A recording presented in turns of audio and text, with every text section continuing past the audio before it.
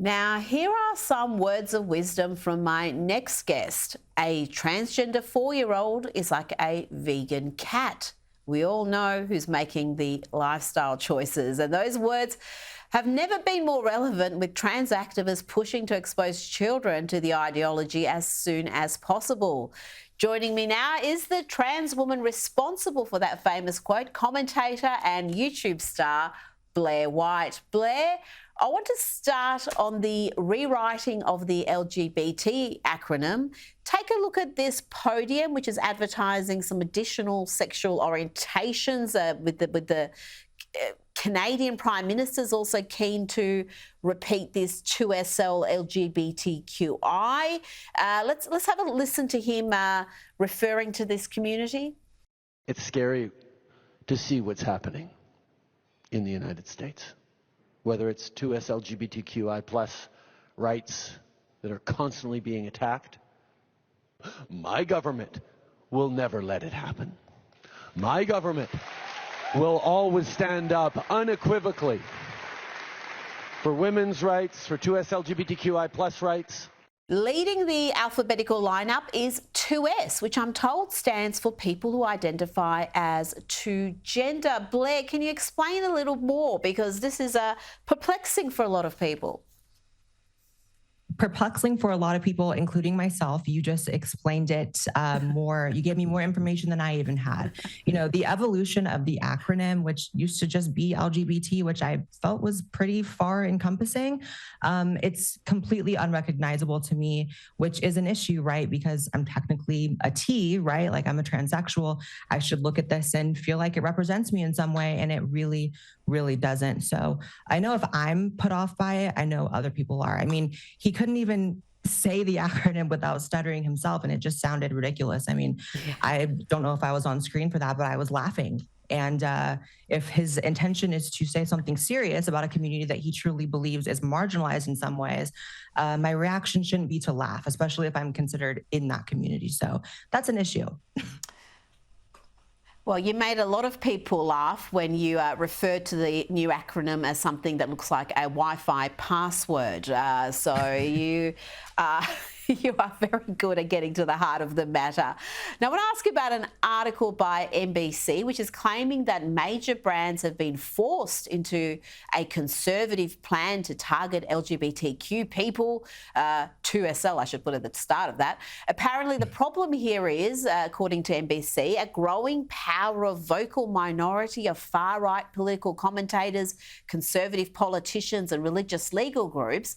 Now, is that how you see it, Blaire? Because I know just for the longest time, maybe a couple of decades, pride was not offensive to people. It wasn't political, but it certainly has become political. And I think this push to expose children to this ideology has made a lot more people become hostile, or at least concerned about what's happening in this space. Yeah, you know, I don't even necessarily see the, sort of corporate war that's happening right now with brands getting, backlash and boycotts starting like Bud Light and Target. I don't see this as a war between the LGBT community and straight people. I see it as a war between white affluent liberals who believe that corporatism is an effective vehicle to enact LGBT acceptance, despite all the evidence showing the contrary. Just like you stated, it's actually on the decline for the first time in decades. So it's between them and conservative and frankly, just normal people who are off-put by the fact that it's shoved in their faces at each and every turn, putting characters in children's TV shows with top surgery scars and, messaging children, especially like you just said, is really to the actual LGBT community's detriment. And unfortunately, so many of our allies are the main ones pushing this, counterproductive narrative that actually harms us. So they've turned us into this massive political football. And at this point, both sides are really disinterested in the actual people that's affecting and just fighting this war. And it almost has nothing to even do with us. I mean, I think of, Target, and I think of all the merchandise in those stores, and I can't think of a single LGBT person that goes and buys that stuff. You know, I'm sure a lot of white liberals buy it to make themselves feel better, make themselves feel like they're helping someone, just like how they put rainbows in their profile picture during Pride Month. But, you know, if these brands really actually stood by LGBT people and it wasn't just a marketing scheme, these products would be available year round. But instead, they're carefully crafted with a special display for the month of June. And frankly, I think conservatives would probably respect these brands a lot more if this messaging was around the entire year. But they just choose to do it for the month of June. And then on July 1st, it's back to whatever else they were doing. Well, one of those white liberals that you talked about, the Twilight actress, has gone viral because she's mourned the Pride displays at Target being moved from the front of the store to the back of the store. Have a look. Lovely swimsuits. That's where the Pride display used to be. And I came in here 2 days ago, and my 7-year-old, who's non-binary, saw it and said, "Look, Mom, it's Pride. Look, they're going to celebrate me." And because some people complained and threw some stuff to the ground, or I don't know what happened, they have moved the Pride section to the back of the store. What's your reaction to that? A mum with a non-binary 7-year-old, and we've got, you know, other actresses like Charlize Theron, who claims her child was trans from the age of 3. What do you make of that? So I did make a quote quite viral a couple of years ago that a transgender 4-year-old is like a vegan cat. We all know who's making the lifestyle choices here. And that's the case. I mean, you see it ever so clearly with that video. It's a white liberal mother. And I hate to bring race into it, but there does seem to be, you know, more of a fixation on this in the upper middle class white community. A lot of minority groups really aren't falling for this idea that, you know, hormones and sex changes are appropriate at all for children. And I fall into that camp as well. This is something I've been very vocal about for very long.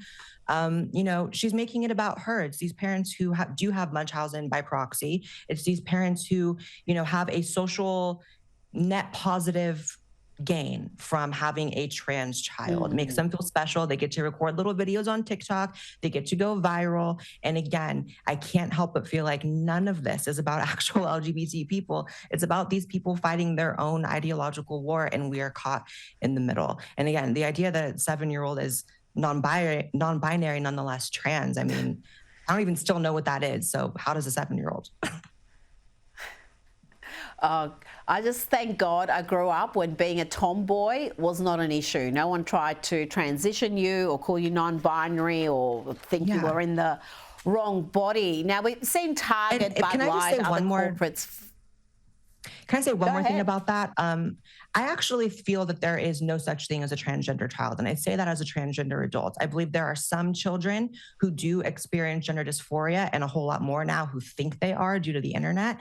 But those children, it dissipates through puberty or post-puberty up to 90% of the time. It's only these extreme cases where that gender dysphoria, which is a mental disorder, does not dissipate and persists into adulthood that we should really be considering transition at all. I feel like it should be completely barred for people under the age of 18, and for which that condition does not persist into adulthood. There's been studies that show that the vast majority of these kids, when they're left alone and they're left to just develop normally and naturally, that kind of fades away. And that, for me, as someone who has firsthand experience of what gender dysphoria feels like, it's very, let's just say, not fun. I don't want that for any child. So if there's a chance of it dissipating for a child, leave them alone and let it.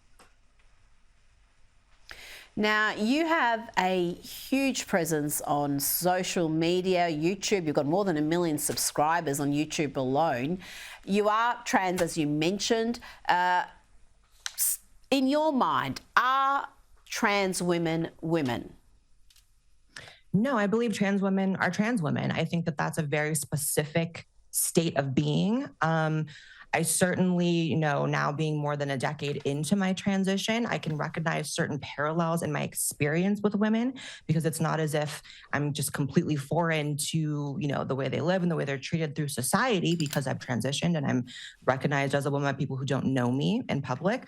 However, there is a long list of things I'll never experience. And I actually find it quite insulting to both trans people and women, that there is this sort of like nuanced, less take out there that trans women are women. I think that it strips both parties of their ability to have real, honest conversations about ways in which they may have a paralleled experience and ways in which they're different. And, I'm often called someone who hates myself by my detractors for saying that I believe that I'm different than a biological woman. However, I actually think it's a sign that I respect myself more, that I don't have to try to convince myself or anyone else that I'm something that I'm not. And I understand that can seem a bit contradictory to someone who maybe isn't so familiar with trans. And I think, well, if you have transitioned, then don't you want to be a woman? I prefer to be recognized that way when I'm out in the world. And that's how I feel comfortable looking and presenting. However, I know very well there's a very stark difference. I do think it's a different category. Well, absolutely. And you are confident and you know who you are. And I think that's what separates you from some of the activists who are so hypersensitive around things like pronouns, where you seem to have complete agency about who you are and your feelings. And if someone does, someone knows your background, because you obviously look like a woman, but if someone knows your background and they're deliberately trying to be hostile and misgendering you, like, how does that make you feel? Well, it's never happened in real life. Of course, that's something that I would assume happens on a minute-to-minute basis on social media, just because that's how social media is and people are nasty. But, I've found that there's a really stark contrast between the ways in which humans treat each other on the internet and online. So even though I'm a very controversial figure online and I have plenty of people who hate me and plenty of groups that have made me sort of their online target, I really have found that people have been so kind to me in real life. I feel like I've been treated so well just by the world. And I think it's because I give respect, therefore I get it. And I think that that's a lesson that everyone in the trans community who maybe employs those more hostile tactics should probably try. Just try it for a while. Try giving respect to women, trying not stepping on them to be something that you want to be. And I think you'll find that the integration of trans people goes a lot better and people just treat you better because, trans people have existed for generations. I mean, I think the first sex change was like at the beginning of the 20th century, and society for a while kind of had it figured out. People just treated each other well. It wasn't until this recent explosion in the politicization of the topic that people are feeling on edge. And I definitely feel that tension. I feel that people are on edge about it, but I think that if people just learn the concept of mutual respect, that things can get better. Absolutely. And as you said earlier, to keep children away from the irreversible treatments and surgeries. I think that would go a long way to making everyone a lot more comfortable. Blaire White, absolute pleasure. Thank you for joining me. Thank you for having me.